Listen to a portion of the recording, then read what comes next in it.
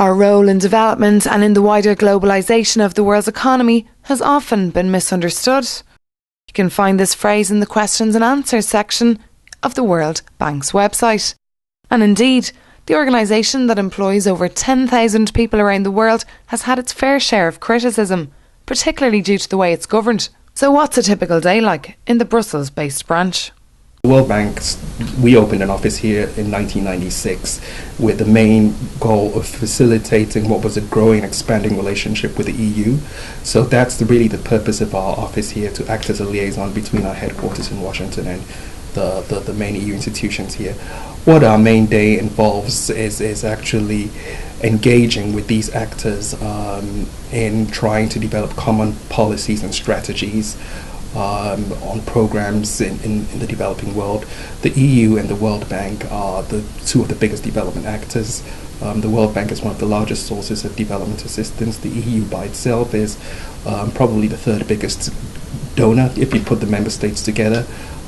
It's by far the biggest donor, so it's kind of a no-brainer that the World Bank, that you need to work together. We are partners of choice, and we do this practically by very often we have to consult them on all our policies. They do likewise. We engage with them in conferences.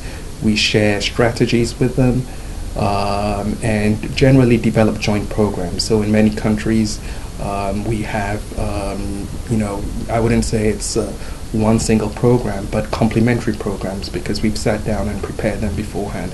And a day, generally in our work life, it involves putting those things together. When we moved to Brussels, our main goal was to establish a good relationship with the European Commission. However, there's much more to Brussels than the European Commission. Working with the EU has involved working with the whole gamut, the wide range of EU institutions. So actually this is a chart that helps us in a sense try and reach out to all these actors. And as you can see, the EU is quite a complex institution, especially for a lot of our colleagues in Washington, and we use these charts to kind of give us a handle on what is going on. A few years ago, we had, in addition to the institutions that we were following, the EAS came along. And it's quite a useful institution for us, because it sort of closed the gap in terms of bringing the political angle to development cooperation.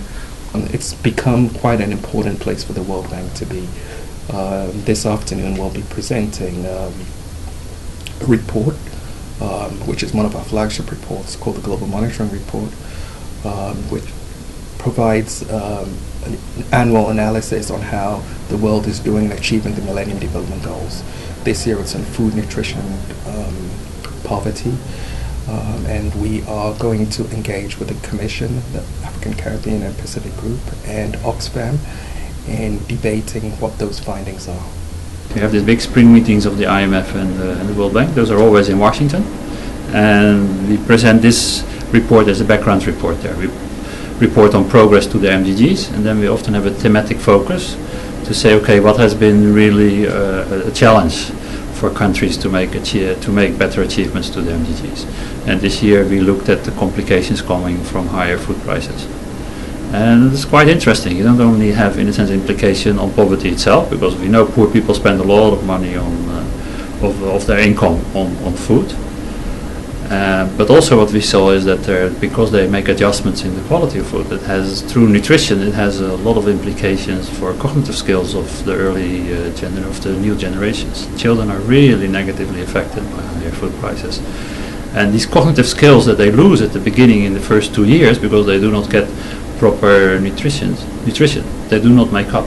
And that's really, I think, a very important, well, it's not the finding of the report, but that we start paying more attention to that is really necessary to make progress on these MDGs related to maternal health and child mortality.